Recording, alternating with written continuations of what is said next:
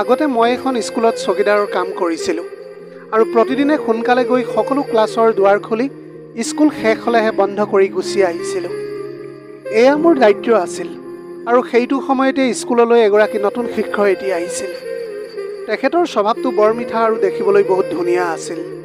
তেখেতে মোৰ লগত বহুত ভাল আচৰণ কৰিছিল। এদিন ৰাতিপুৱা যেতিয়া মই প্ৰথমে স্কুললৈ গৈছিলোঁ, তেখেতে তাত উপস্থিত আছিল। এতিয়া তেখেতক দেখি মই বহুত আচৰিত হৈ পৰিছিলোঁ। কাৰণটো হ'ল মই সকলোৰে আগতে স্কুললৈ আহিছিলোঁ, কিন্তু সেই শিক্ষয়িত্ৰীগৰাকী মোতকৈও আগত আহি আছিল। মই ভাবিছিলোঁ যে তেখেতে সোনকালে আহি আছে কাৰণ তেখেতে এতিয়া নতুনকৈ চাকৰিত জইন কৰিছে। কিছুদিনৰ পাছত তেখেতে নিজে দেৰিকৈ আহিবলৈ আৰম্ভ কৰিব, এই বুলি মই মনতে ভাবিছিলোঁ। কিন্তু তেনেকুৱা একোৱেই হোৱা নাছিল আৰু তেখেতে প্ৰতিদিনে মোৰ আগতে স্কুল আহি পাইছিলহি। সদায় স্কুল ছুটি হোৱাৰ আগতে তেখেতে মোক সোনকালে ঘৰলৈ পঠিয়াই দিছিল। তেখেতে এতিয়া মোক সোনকালে পঠিয়াই দিয়াৰ কাৰণে মই বৰ আনন্দিত হৈ পৰিছিলোঁ। তেখেতে এতিয়া স্কুললৈ অহাৰ পৰাই স্কুলখনত বহুতো কিবা অদ্ভুত যেন হ'বলৈ ধৰিছিল। এদিন স্কুলৰ বিৰতিৰ সময়ত ক্লাছৰ চকীবোৰ মই সজাই আছিলোঁ।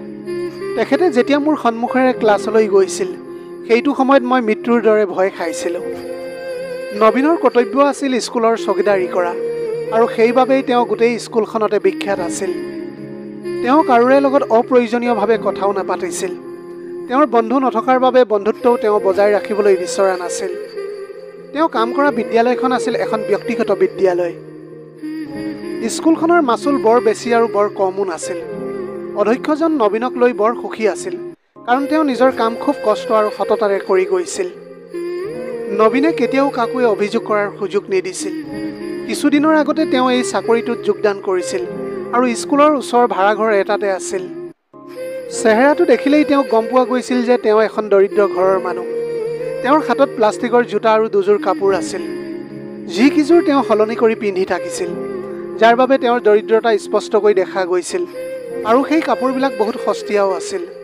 তেওঁৰ অৱস্থাটো দেখি অধ্যক্ষই তেওঁক সহায় কৰিব বিচাৰিছিলে আৰু তেওঁক ক'লে যে নবীন, যদি তোমাক কিবা সহায়ৰ প্ৰয়োজন তেন্তে মোক ক'বলৈ তুমি দ্বিধাবোধ নকৰিবা। এতিয়া তুমি 1000 টকা ৰাখা, তোমাৰ দৰকাৰ হ'ব পাৰে। কিন্তু তেওঁ সহায় ল'বলৈ অস্বীকাৰ কৰি ক'লে, মেডাম, মোক নালাগে। আপুনি মাত্ৰ মোক মই কষ্টৰ পৰা যিখিনি উপাৰ্জন কৰোঁ তাকেই দিব। আৰু তেওঁ অধ্যক্ষৰ ওচৰত ক্ষমা বিচাৰি ক'লে, যদি মই কাৰোবাৰ পৰা সহায় ল'বলগীয়া হয় তেন্তে ইমান কষ্ট কৰাৰ প্ৰয়োজন কিয়? এইষাৰ কথা কোৱাৰ পাছত অধ্যক্ষগৰাকী এতিয়া সুখী হৈ পৰিল। তেওঁৰ সততাই অধ্যক্ষক আলপুত কৰিছিল আৰু এই কাৰণতে তেওঁ দৰমহা বৃদ্ধি কৰিছিল যাতে তেওঁ কিছু সহায় লাভ কৰিবলৈ পাৰে। নবীনে নিজৰ বিষয়ে বিশেষ কাকোৱে একো কোৱা নাছিল। নিৰ্দিষ্ট কিছুমান কামৰ বাবে জীৱনৰ সকলো কথা কাকোৱে ক'বলৈ পৰ্যাপ্ত সময় নাপালে। আজিৰ সমাজত নিজৰ চিন্তাবোৰ নিজৰ মাজতে ৰখাই ভাল, আৰু নবীনে এই চিন্তা নিজৰ মাজতে ৰাখি কঠোৰ পৰিশ্ৰম কৰি গৈছিল। এদিন নবীনে নিজৰ কৰ্তব্য পালন কৰিবলৈ স্কুলৰ গেটত বহি আছিল। তেনেতে এখন ৰিক্সা আহি স্কুলৰ ওচৰতে ৰৈ গ'ল। তাৰ পৰা নামি আহিল এগৰাকী অতি ধুনীয়া মহিলা। ৰিক্সাৰ ভাড়াটো দি তেখেতে এতিয়া স্কুলৰ ভিতৰলৈ যাবলৈ ধৰিলে, কিন্তু নবীনে তেখেতক বাধা দিলে। তাৰপিছত তেখেতে ক'লে, চাওক, মই প্ৰিন্সিপালক লগ কৰিবলৈ বিচাৰোঁ। তেওঁৰ লগত মোৰ কিছু গুৰুত্বপূৰ্ণ কাম আছে, মোক আপুনি ভিতৰলৈ যাবলৈ দিয়ক। নবীনে তেখেতক আদৰেৰে ক'লে, চাওক মেডাম, মই আপোনাক প্ৰিন্সিপালৰ অনুমতি অবিহনে ভিতৰলৈ যাবলৈ দিব নোৱাৰোঁ। তাই তেতিয়া হাঁহি এটা মাৰি ক'লে, আপুনি সততাৰে নিজৰ কৰ্তব্য পালন কৰি আছে। এই কথাত মই বৰ সুখী। এনে লাগে যেন আপুনি ইয়াত নতুন, কাৰণ আগৰ চকীদাৰজন গেটত নাছিল। আগতেও মই আহোঁতে তেওঁ মোক আহিবলৈ দিয়া নাছিল আৰু পিছত তেওঁৰ কথা প্ৰিন্সিপালক গোচৰ দিলোঁ। মই যেতিয়াই তাক কৈছিলোঁ মই প্ৰিন্সিপালক লগ কৰিবলৈ বিচাৰোঁ, তাৰপিছতে তেওঁ মোক কঠোৰ ব্যৱহাৰ কৰি যাবলৈ কৈছিল। পিছত মই ফোনযোগে প্ৰিন্সিপালক চকীদাৰজনৰ কথা ক'লোঁ যে সেই চকীদাৰজনক যেতিয়া মানুহৰ লগত ভদ্ৰভাৱে ব্যৱহাৰ কৰিব নাজানে তেতিয়াহ'লে সেই চকীদাৰজনক গেটত ৰাখি কি লাভ? অধ্যক্ষই ক'লে যে আপুনি ঠিকেই কৈছে, এই সন্দৰ্ভত বহু অভিযোগ উত্থাপন হৈছে। মই ভাবোঁ সেইবাবেই তেওঁলোকে আপোনাক ৰাখিছে আৰু তেওঁক চাকৰিৰ পৰা বৰ্খাস্ত কৰিছে। নবীনে হাঁহি এটা মাৰি ক'লে যে তেতিয়াহ'লে মই আপোনাক ভয় কৰা উচিত। ছোৱালীজনীয়ে বিভ্ৰান্তিৰে সুধিলে, কিয়? তেতিয়া নবীনে ক'লে যে আপোনাৰ কথা প্ৰিন্সিপালে শুনিব আৰু মোকো চাকৰিৰ পৰা বৰ্খাস্ত কৰিব পাৰে। তাই তেতিয়া হাঁহি এটা মাৰি ক'লে যে আপুনি একেবাৰে চিন্তা নকৰিব, আপুনি আপোনাৰ কাম খুব ভালকৈ কৰি আছে, সেইবাবে আপুনি ৰক্ষা পৰিল। তাৰ পাছত নবীনে তাইক ৰখাই ভিতৰলৈ যাবলৈ দিবলৈ প্ৰিন্সিপালৰ পৰা অনুমতি ল'বলৈ ভিতৰলৈ সোমাই গ'ল। তেতিয়া তেখেতে ক'লে যে হয় আজি মই মিছ আৰতীক মই ফোন কৰিছিলোঁ, তাইৰ নাম সুধি তাইক ভিতৰলৈ পঠিয়াই দিবা। সি অন্তৰত চিন্তা কৰিবলৈ ধৰিলে। তাইৰ দৰে তাইৰ নামটোও ধুনীয়া আছিল। গেটলৈ উভতি গৈ হাঁহি এটা মাৰি সুধিলে, প্লিজ তোমাৰ নামটো কোৱা। যদি তোমাৰ নাম প্ৰিন্সিপাল মেডামে কোৱাৰ দৰেই হয় তেন্তে মই তোমাক ভিতৰলৈ যাবলৈ দিম। তাই তেতিয়া মৃদু হাঁহি এটা মাৰি ক'লে যে মোৰ নাম আৰতী। নবীনে ক'লে ঠিক আছে যাব পাৰিবা, তোমাৰ নামটো তেওঁ মোক কৈছে। তাৰপিছত তাই অধ্যক্ষৰ অফিচলৈ বুলি গুচি গ'ল। তেওঁ আৰতীক নিজৰ স্কুলত শিক্ষয়িত্ৰীৰ চাকৰি এটা দিবলৈ মাতিছিল। সেইবাবে তাই আজি তেওঁক লগ কৰিবলৈ আহিছিল। আৰতী অফিচলৈ যোৱাৰ লগে লগে অধ্যক্ষৰ সন্মুখত নবীনৰ বহুত প্ৰশংসা কৰিলে আৰু তেওঁ তাইৰ কথাত মান্তি হৈ ক'লে যে হয় নবীন সঁচাকৈয়ে এজন সৎ আৰু কঠোৰ পৰিশ্ৰমী মানুহ। কাৰণ এবাৰ বন্ধৰ দিনত মোৰ এটা বেগ স্কুলত থাকি গৈছিল আৰু লগে লগে সি মোক ফোন কৰি ক'লে আৰু মোৰ সেই বেগটো বহুত টকা আছিল। সেইদিনা মই সেই টকাখিনি উলিয়াই আনিছিলোঁ কিবা এটা ডাঙৰ বস্তু কিনিবলৈ। সেই বেগটো আনি সি মোক ঠিক তেনেকৈয়ে দিলে। আন কোনোবা হ'লে তেওঁ মোক বেগৰ কথাও নক'লেহেঁতেন। নবীনৰ কথাত আৰতীও বৰ আলপুত হৈছিল। এই আলোচনাত অধ্যক্ষ আৰু আৰতী ইজনে সিজনৰ লগত অতি বন্ধুত্বপূৰ্ণ হৈ পৰিছিল। তেওঁ আৰতীক ক'লে যে মই তোমাৰ নথি পত্ৰ চালোঁ যিবোৰ তোমাক নিযুক্তি দিয়াৰ বাবে একেবাৰে উপযুক্ত, গতিকে তেওঁ তাইক শিক্ষয়িত্ৰী হিচাপে নিযুক্তি দিলে। আৰতীয়ে ঠিক পিছদিনা স্কুলত যোগদান কৰি নিজৰ কামবোৰ ভালদৰে কৰিবলৈ ধৰিলে। ইফালে অধ্যক্ষ আৰু আৰতীৰ মাজত বন্ধন বৰ ভাল হৈ পৰিল, যাৰ বাবে আন ষ্টাফৰ শিক্ষকসকলে তাইক ঈৰ্ষা কৰিবলৈ ধৰিলে। কেইদিনমানৰ ভিতৰতে আৰতী অধ্যক্ষৰ হৃদয় জয় কৰিলে, কাৰণ তাই বহুত কষ্ট কৰি নিজৰ কাম ভালকৈ কৰি গৈছিল। এদিন তাই ঘৰৰ পৰা অধ্যক্ষৰ বাবে নিজৰ হাতেৰে বনোৱা চিকেন পোলাও আনি দিলে, যিটো তেওঁ বৰ ভাল পাইছিল। সেই পোলাও খোৱাৰ পিছত এতিয়া তাইৰ ইচ্ছামতে তাই পোলাও বনাবলৈ ধৰিলে। আৰু যেতিয়াই তাইৰ প্ৰয়োজন হয় বা কোনো আলহী তেওঁৰ ঘৰলৈ আহিছিল আৰতীয়ে তেওঁৰ ঘৰলৈ গৈ সহায় কৰিছিল, যাৰ বাবে তেওঁ তাইৰ ওপৰত বহুত সুখী হৈ পৰিছিল। এতিয়া আৰতীও নবীনৰ জীৱনটোক লৈ বৰ দুখ পাইছিল, যিজনে বহুত কষ্টৰ মাজেৰে জীৱনটো পাৰ কৰি আহিছিল। তেওঁৰ অভ্যাসবিলাকো বৰ ভাল আছিল। যি খাবলৈ দিয়া হৈছিল তাকে খাইছিল আৰু য'তে বহিবলৈ ঠাই পাইছিল তাতেই বহিছিল।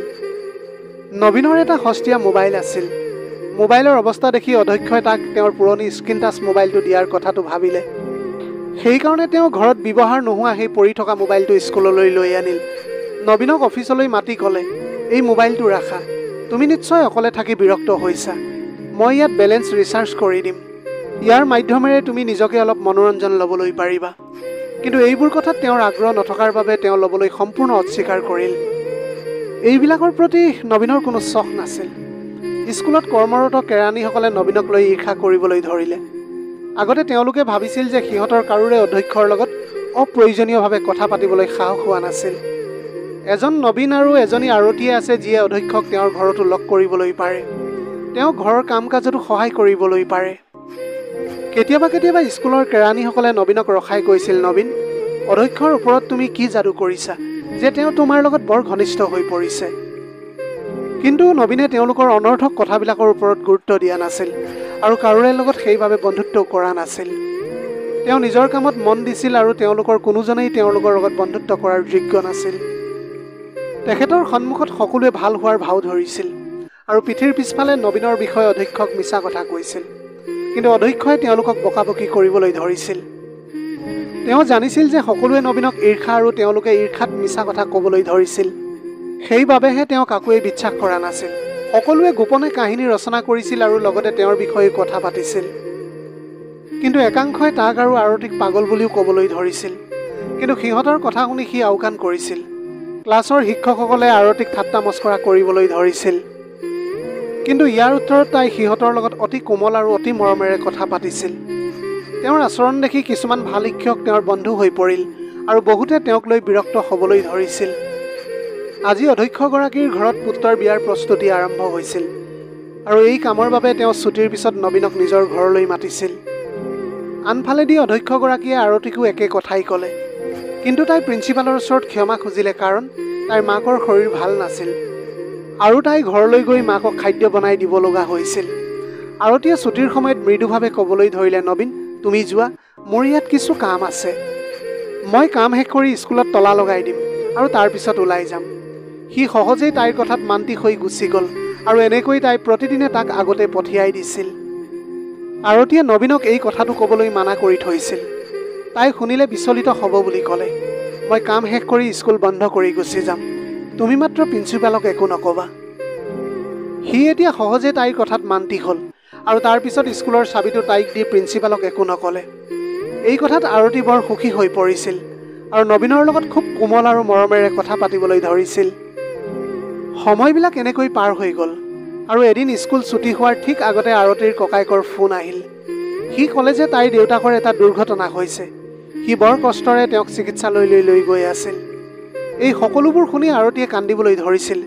তেতিয়া অধ্যক্ষই আৰতীক সান্তনা দি তেওঁৰ গাড়ীখন নবীনক দিলে আৰু তাতেই তাইক হস্পিটেললৈ লৈ যাবলৈ ক'লে। নবীনে আৰতীক গাড়ীত বহুৱাই লৈ হস্পিটেললৈ গ'ল। গাড়ীৰ ভিতৰত এতিয়া গৈ থাকোঁতে আৰতীয়ে কান্দি গৈছিল। নবীনে তাইক তেতিয়া বহুত সান্তনা দিবলৈ ধৰিছিল। দুয়োৱে চিকিৎসালয় পাওঁতে নবীনে গাড়ীখন ৰখাই চিকিৎসালয়ৰ ভিতৰলৈ সোমাই গ'ল। চিকিৎসালয়ত যথেষ্ট ভিৰ আছিল। সি আৰতীৰ দেউতাকৰ কোঠাটো বিচাৰিবলৈ ধৰিলে। হস্পিটেলখন যিহেতু বহুত ডাঙৰ আছিল, এনেকুৱা এটা সময়ত তেনেকুৱা এটা কোঠা বিচাৰি পোৱাটো বৰ কঠিন হৈ পৰিছিল। সেইবাবে আৰতীয়ে দেউতাকক ফোন কৰি জৰুৰীকালীন বিভাগৰ কথাটো ক'লে। বিচাৰি বিচাৰি সি তাত উপস্থিত হ'ল। তাইৰ দেউতাক ভেণ্টিলেটৰত আছিল। আৰতীয়ে তাত আহি পোৱাৰ লগে লগে দেউতাকে তাইৰ ফালে চালে আৰু তাই যন্ত্ৰণাত ওচৰত মাকক পাই সাৱটি ধৰিছিল। নবীনে দেউতাকৰ লগত হাত মিলাই তেওঁৰ মংগলৰ কথা সুধিলে। আৰতীৰ মাকে নবীনক খুব আনন্দত উত্তৰবিলাক দিলে, কাৰণ আৰতীয়ে নবীনৰ কথাটো উল্লেখ কৰি থাকে। নবীনে আৰতীৰ মাকক বাহিৰলৈ লৈ গৈ অধ্যক্ষই দিয়া টকাখিনি দিলে। তেওঁ তেতিয়া ল'বলৈ অস্বীকাৰ কৰিছিল, কিন্তু নবীনে জোৰকৈ টকাখিনি দি ক'লে, আপুনি যদি নলয় তেন্তে প্ৰিন্সিপাল ছাৰে বেয়া পাব। তেওঁ আপোনালোকৰ বাবে ইমানখিনি কৰিছে, গতিকে আপোনালোকে টকাখিনি লোৱাটো উচিত। আৰতীৰ মাকে নবীনৰ হাতৰ পৰা টকাখিনি লৈ মোক প্ৰিন্সিপালৰ লগত কথা পাতিবলৈ ক'লে। নবীনে এতিয়া তেওঁক ফোনটো কৰি আৰতীৰ মাকক ফোনটো লগাই দিলে। তেওঁ তেতিয়া অধ্যক্ষক ধন্যবাদ জনালে আৰু তাইৰ উত্তৰত আৰতীক প্ৰশংসা কৰিবলৈ ধৰিছিল। জীয়েকৰ প্ৰশংসা শুনি আৰতীৰ মাকে সুখী অনুভৱ কৰিলে। যেতিয়ালৈকে আৰতীৰ দেউতাক ডিচাৰ্জ হোৱা নাছিল, তেতিয়ালৈকে নবীন তাইৰ লগতে আছিল।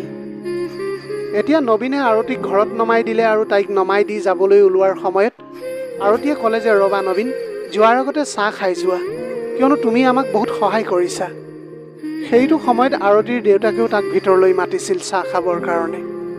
তেওঁ তেতিয়া ক্ষমা খুজি ক'লে, মোক চাহ খাবৰ কোৱাৰ বাবে আপোনালোকক বহুত ধন্যবাদ। মই অন্য এটা দিনত আপোনালোকৰ ঘৰলৈ চাহ খাবলৈ আহিম। মই দেওবাৰে আহিম, কাৰণ এতিয়া মই প্ৰিন্সিপালৰ গাড়ীখন লৈ আহিছোঁ। যিমানেই দেৰি বা সোনকালেই নহওক কিয়, মই নিজাববীয়াকৈ আহিলে একো নহয়। মোৰ হাতত এতিয়া তেখেতৰ গাড়ীখন আছে, গতিকে মোৰ দায়িত্ব আছে। মই এতিয়া থাকিব নোৱাৰোঁ। আৰতীৰ পৰিয়ালে এই কথাটো বুজি ক'লে, ঠিক আছে বোপাই, ঠিকেই আছে তেনেহ'লে। দেওবাৰে আহি আমাৰ লগত ৰাতিৰ আহাৰ খাবা। নবীনে ক'লে, চাহ খাইহে যাম। আপোনালোকে মোক খাদ্য খাবলৈ জোৰ নকৰিব। আৰতীয়ে তেতিয়া ক'লে, ঠিক আছে, কিন্তু তাইৰ দেউতাকে ক'লে, নাই বোপাই, ৰাতিৰ আহাৰ খাবলৈ আহিব লাগিব। আমি সদায় যি ঘৰত বনাওঁ সেয়া তুমিও খাব লাগিব। আমি অতি দুখীয়া মানুহ। ধুবিৰ দোকানত কাপোৰ ধোওঁ বাবে আমি বেছি ব্যৱস্থা কৰিবলৈ নোৱাৰোঁ। মোৰ ঘৰটো ভাড়াৰে হয়। মোৰ একমাত্ৰ ছোৱালী তাই পঢ়া শুনাত বৰ ভাল আছিল। এই টকাৰে তাইৰ পঢ়া শুনা চলি আছে আৰু তাই MA সম্পূৰ্ণ কৰিছে। এটা শ্বপিং মলত প্ৰিন্সিপালে তাইক লগ পাইছিল আৰু সেইটো সময়ত তাই থিয় হৈ বন্ধুৰ লগত ফোনত কথা পাতি আছিল কাম এটাৰ কথা সুধি। সেইটো সময়ত প্ৰিন্সিপালজনে তাইৰ ওচৰতে আছিল বাবে কথাষাৰি শুনি পালে। তাই নতুনকৈ এখন ব্যক্তিগত বিদ্যালয় খুলিছিল, যাৰ বাবে তাইক শিক্ষকৰ প্ৰয়োজন আছিল। গতিকে সেইটো সময়ত অধ্যক্ষই তাইৰ লগত কথা পাতি ঠিকনাটো ক'লে। থিয় হৈ থাকোঁতে তাইৰ বাবে চাকৰিটো ঠিক কৰি দিয়া হ'ল। তাই বৰ সুখী হৈ পৰিছিল। তাইৰ স্কুলখন অলপ নতুন, গতিকেলৈ দৰমহা অলপ কম পায়, কিন্তু ইয়াক লৈ আমি অত্যন্ত সুখী। কম হ'লেও কিন্তু কিবা এটা যে আহি আছে, সেইটোৱে আমাৰ বাবে যথেষ্ট। কিন্তু তেখেতে প্ৰতিশ্ৰুতি দিছে যে স্কুলখনত যদি তেখেতে ভাল কাম কৰে, তেনেহ'লে তেখেতৰ দৰমহাটো বৃদ্ধি কৰি দিয়া হ'ব। এইবিলাক কথা পাতি থাকোঁতে আৰতীয়ে পাকঘৰৰ পৰা পুৰণি কাপ এটাত চাহ আনি দিবলৈ ধৰিলে। দেউতাকে তেতিয়া ক'লে যে চাহকাপ খোৱা বোপা। চাহকাপ দেখি আৰু নবীনে এতিয়া ৰখিবলৈ নোৱাৰিলে। লগে লগে চাহৰ কাপটো হাতত লৈ শোহা মাৰিবলৈ ধৰিছিল। ইফালে অধ্যক্ষগৰাকীয়ে ফোন কৰি আৰতীৰ দেউতাকৰ মংগলৰ কথাটো সুধিবলৈ ধৰিলে। গতিকে নবীনে ফোনটো আৰতীক দিলে। অধ্যক্ষই আৰতীৰ লগত কথা পাতিলে। এতিয়া ফোনত কথা শেষ হোৱাৰ পাছত খৰধৰকৈ নবীনে যাবলৈ ধৰিলে। তেতিয়া আকৌ আৰতীৰ দেউতাকে ক'লে যে নবীন, তুমি ভাত খাই যোৱা। তেওঁ ক'লে যে নাই খুৰা, মই আন কোনোবা এটা সময়ত আহিম। মেডামৰ ফোনটোও আহিছে, মই যাবই লাগিব এতিয়া। আপোনালোক সকলোকে লগ পাই বহুত ভাল লাগিল। দেওবাৰে নিশ্চয় আহিম। নবীনে এতিয়া আৰতীৰ ঘৰৰ পৰা ওলাই গৈ খৰধৰকৈ স্কুল পালে আৰু অধ্যক্ষক গাড়ীখন চমজাই দিছিল। অধ্যক্ষই আৰতীক এসপ্তাহৰ ছুটি দিলে। তেওঁ তেতিয়া ক'লে যে মাক দেউতাকৰ সদায় যত্ন ল'ব লাগে। আমাৰ মা দেউতা সকলোতকৈ শ্ৰেষ্ঠ। তেওঁলোকৰ যত্ন লোৱাটো আমাৰ বাবে অতিকৈ প্ৰয়োজনীয়। ইফালে আৰতীৰ দৰমহাও বৃদ্ধি কৰিলে অধ্যক্ষগৰাকীয়ে। এতিয়া আকৌ আৰতীৰ অবিহনে নবীনে সুখ অনুভৱ কৰা নাছিল। তাই নাহিলে তাৰ মনটো বেয়া হ'বলৈ ধৰিছিল। তাৰ দুখৰ পৰা অধ্যক্ষই উপলব্ধি কৰিলে যে নবীনে আৰতীক ভাল পাবলৈ আৰম্ভ কৰিছে। সমগ্ৰ স্কুলখনৰ কৰ্মচাৰীসকলে নবীনৰ আৰতীৰ প্ৰতি থকা মৰম উপলব্ধি কৰিবলৈ পাৰিছিল। সি এতিয়া পাগলৰ দৰে তাইক যত্ন লৈছিল, কিন্তু আৰতীয়ে নবীনৰ প্ৰতি কোনো গুৰুত্বই নিদিলে। কেতিয়াবা কেতিয়াবা তাইৰ সন্দেহ হ'বলৈ ধৰিছিল যে নবীনে তাইৰ প্ৰতি আগ্ৰহ প্ৰকাশ কৰিছে, কিন্তু তাই আগতে সেইটো তাইৰ ভুল ধাৰণা বুলি ভাবি আওকাণ কৰিছিল। যিদিনাখন নবীনে আৰতীৰ ঘৰৰ পৰা ওলাই আহিছিল, সেইদিনা আৰতীৰ মাকে দেউতাকৰ লগত কাজিয়া কৰিবলৈ ধৰিলে যে এজন চকীদাৰক ইমান সন্মান দিয়াৰ দৰকাৰ কি। এইটো কথাটো বা বাদেই দিলোঁ, কিন্তু ৰাতিৰ আহাৰ খাবলৈ নিমন্ত্ৰণ কৰাৰ কি প্ৰয়োজন আছিল? তেওঁ এজন চকীদাৰ আৰু আপুনি তেওঁক ইমান সন্মান দিছিল যেন তেওঁ এজন ধনী মানুহৰ ল'ৰা। এতিয়া আৰতীৰ দেউতাকে খঙেৰে ক'বলৈ ধৰিলে, তুমি নিজেই ধনী মানুহৰ পত্নী হোৱাৰ দৰে এতিয়া কথাবিলাক কৈ আছা। সি এজন চকীদাৰ হ'লেও এজন ভাল ব্যক্তিত্বৰ মানুহ। তেওঁ আমাক ইমান সহায় কৰিছে।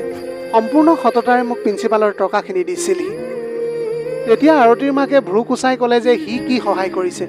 সি কিবা তাৰ নিজৰ পকেটৰ পইচা আমাক দিবলৈ আহিছিল নেকি? প্ৰিন্সিপালে তাক পইচাখিনি দিবলৈ ক'লে আৰু সি অৱশেষত আমাক দিবলৈ আহিল। বছ ইমানেই কথা, ইয়াতনো কি ডাঙৰ কথা হ'ল? আৰতীৰ মাকে ক'লে যে তোমাৰ ছোৱালীজনীয়ে তাক চাহ দিবৰ বাবে নতুন বাচন বৰ্তন আৰু বিস্কুট ইত্যাদি উলিয়াই আনিছিল। মই খঙেৰে ক'লোঁ যে সেইবিলাকৰ কোনো প্ৰয়োজন নাই। আৰতীৰ দেউতাকে ক'লে যে অধ্যক্ষগৰাকী এগৰাকী ধনী মহিলা। ধন্যবাদ দিয়া যে তেখেতে আমাৰ দৰে মানুহৰ লগত কথা পাতিছে। আৰু তুমি নবীনৰ কথা কৈছা। আৰু তুমি জানানে প্ৰিন্সিপাল মেডামে কেতিয়াও নবীনৰ কথা প্ৰশংসা কৰি ভাগৰি নাযায়। তেতিয়া আৰতী মাকে দেউতাকক ক'লে যে আপুনি অপ্ৰয়োজনীয়ভাৱে তেখেতক প্ৰশংসা কৰি আছে। আৰতীৰ মাক আছিল অতি স্মাৰ্ট মহিলা। তাই লক্ষ্য কৰিছিল নবীনৰ আৰতীৰ প্ৰতি থকা আগ্ৰহ। ইতিমধ্যে আৰতীৰ বাবে বিয়াৰ প্ৰস্তাৱ আহি আছিল, কিন্তু সেইবোৰ তাৰ দৰে মানুহৰ পৰাই আহিছিল। কিন্তু তাইৰ মাকে এটা ধনী পৰিয়ালৰ পৰা বিয়াৰ প্ৰস্তাৱ বিচাৰিছিল। এনেকৈয়ে দিনবিলাক পাৰ হৈ গ'ল। দেওবাৰ ওচৰ চাপি আহিল। আৰতীৰ দেউতাকে পত্নীৰ খঙৰ কথা চিন্তা নকৰি নবীন আৰু অধ্যক্ষক সেইদিনা ঘৰলৈ মাতিছিল। প্ৰিন্সিপাল মেডামে বৰ আনন্দত আহিবলৈ মান্তি হৈ নবীনৰ লগত আহিব বুলি ক'লে। অধ্যক্ষগৰাকীয়ে দুখীয়াই হওক বা ধনীয়েই হওক সকলোকে সমান বুলি গণ্য কৰি গৈছিল। যেতিয়া আৰতীয়ে গম পালে যে অধ্যক্ষও নবীনৰ লগত আহি আছে, তেতিয়া তাই অত্যন্ত সুখী হৈ পৰিল। আৰতীৰ মাকে বহুত ভালকৈ ৰান্ধিবলৈ জানিছিল, কিন্তু সেইদিনা তাইৰ মুড একেবাৰে নাছিল। সেইকাৰণে তাই স্পষ্টকৈ ৰান্ধিবলৈ অস্বীকাৰ কৰিছিল। যিহেতু আজি অধ্যক্ষ মেডাম আহি আছে, সেইবাবে আৰতীৰ দেউতাকে আজি আৰতীৰ মাকক বাৰম্বাৰ অনুৰোধ কৰিছিল যাতে আজি সিহঁতক ভালকৈ খাদ্য ৰান্ধি খুৱায়। এনেকৈ আহি তেওঁলোকে এতিয়া ৰাতিৰ আহাৰ গ্ৰহণ কৰিছিল। সেইবাবে আৰতীও আজি মনতে খুব আনন্দ লাভ কৰিছিল। অধ্যক্ষ মেডামে তেতিয়া ক'লে যে যদি আপোনালোকে বেয়া নাপায়, নবীনৰ বিয়াখন আৰতীৰ লগতে ঠিক কৰা যাওক। তেতিয়া আৰতী মাকে ক'লে যে নহয়, তাৰ নিচিনা এটা চকীদাৰৰ লগত মোৰ ছোৱালীজনী মই বিয়া দিবলৈ নোৱাৰোঁ। মোৰ ছোৱালীজনীৰ শিক্ষাগত অৰ্হতা যথেষ্ট আছে। তাই এটা ভৱিষ্যতে ভাল চাকৰি বিচাৰিলে চাকৰি এটা পাবও পাৰে, কিন্তু ইয়াৰ কি হ'ব? ই হ'ল এটা চকীদাৰ আৰু গোটেই জীৱনটো ইয়াৰ চকীদাৰী কৰোঁতেই যাব। এতিয়া আৰতীৰ মাকে নিজৰ খং দমাবলৈ নোৱাৰি সকলো কথা কৈ দিছিল। তেতিয়া অধ্যক্ষগৰাকীয়ে ক'লে যে আপোনালোকে কোনো চিন্তা নকৰিব। মই মোৰ কলেজখন সম্পূৰ্ণ নবীনৰ নামত উইল কৰি দিছোঁ। আমেৰিকাৰ এটা মাল্টিনেশ্যনেল কোম্পানীত মই এটা ডাঙৰ চাকৰি পাইছোঁ। মই তালৈ গুচি যাব লাগিব। গতিকে এই কলেজখন সম্পূৰ্ণ এতিয়া নবীনৰ দায়িত্বতে থাকিব। আৰু আপোনালোকে যদি আপোনালোকৰ ছোৱালীজনী দিয়ে, তেতিয়াহ'লে তাই অধ্যক্ষ হিচাপে থাকি এই কলেজখন ভালকৈ চোৱা চিতা কৰি যাবলৈ পাৰিব ভৱিষ্যতে।